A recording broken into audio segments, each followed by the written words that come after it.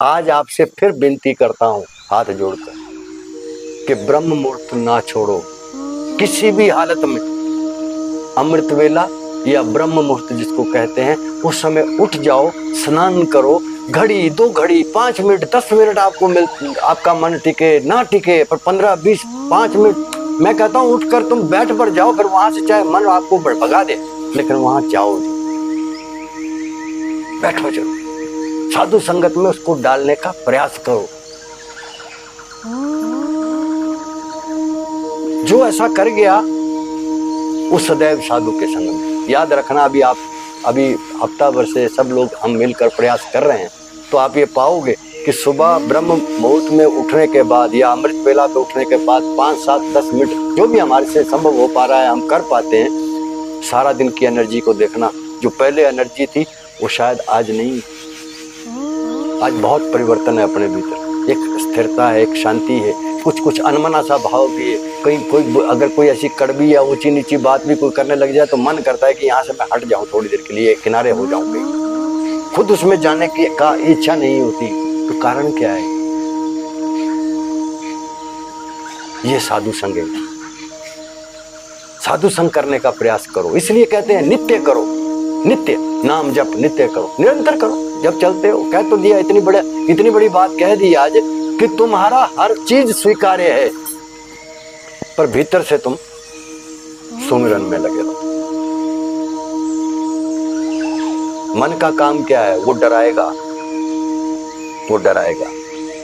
क्योंकि आपसे अपराध होता ही है।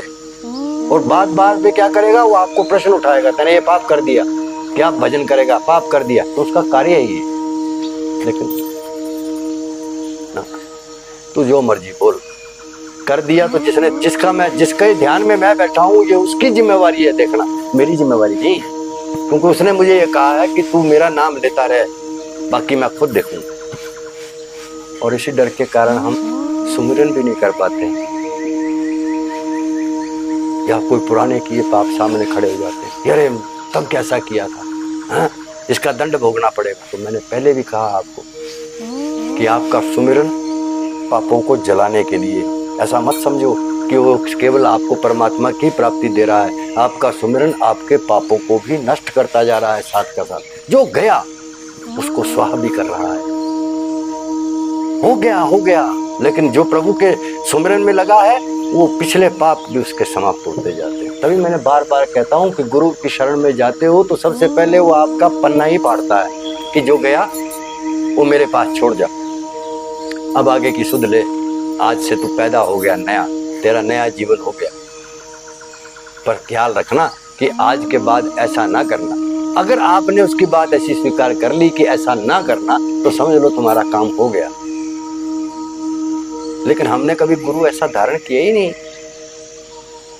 ऐसा नहीं, बड़ी कृपा है प्रभु की कि उन्होंने आपको संत दिया, रास्ता दिया, लेकिन क्या नहीं मिला? सत्संग नहीं मिला, साधु संग नहीं मिला, जिससे वो पूरी व्यवस्था समझ में नहीं आई। पीड़ा इच्छा बहुत थी, वो प्रारब्ध के कारण थी। प्रभु मिलन की चिंता, तभी तो संत के पास गए, नहीं तो क्यों जाते? गुरु तुम्हारे जीवन में आया तो प्रारब्ध है तुम्हारा जिसने, लेकिन वो आगे मैं समझ नहीं पाया उस बात। क्यों नहीं मैं समझ पाया? क्योंकि आगे सत्संग नहीं मिला। और मेरी नीच की अवस्था देखो, है इतने बड़े जिनको प्रभु का आशीर्वाद है, आप लोगों को, मेरे जैसे को आप लोगों की सेवा मिली। मेरे से बड़ा मैं ये समझता हूं कि जैसे जहां तक मुझे अपने याद है कर्म, मैं नहीं समझता कि मैंने कोई बहुत अच्छे कर्म कमाए होंगे, लेकिन आप जैसे संतों की सेवा करने का अवसर मिल गया, ये मेरे लिए बहुत बड़ी बात है।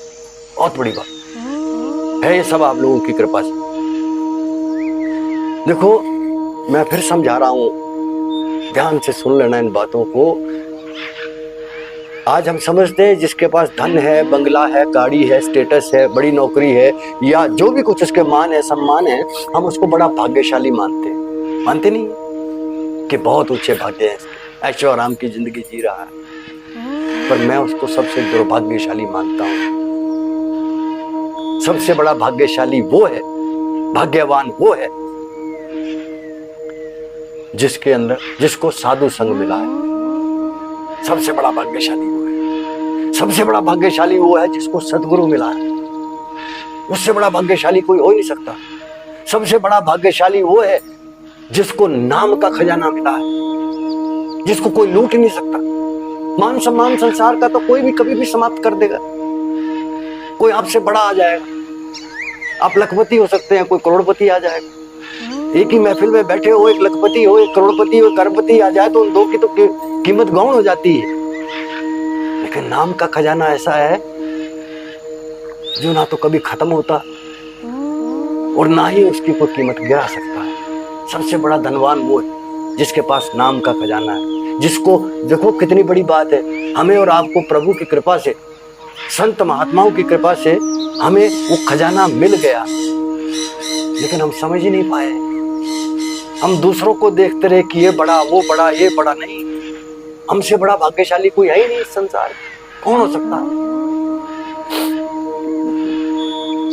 लेकिन मजे की बात क्या है, ये याद रखना आपने,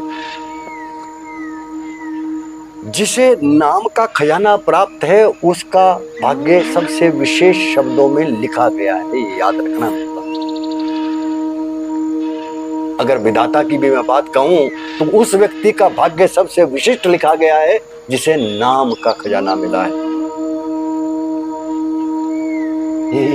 ये जो आप देख रहे हो ना, करोड़पति, अरबपति, ये इसका खजाने तो भिखारी है, भिखारी।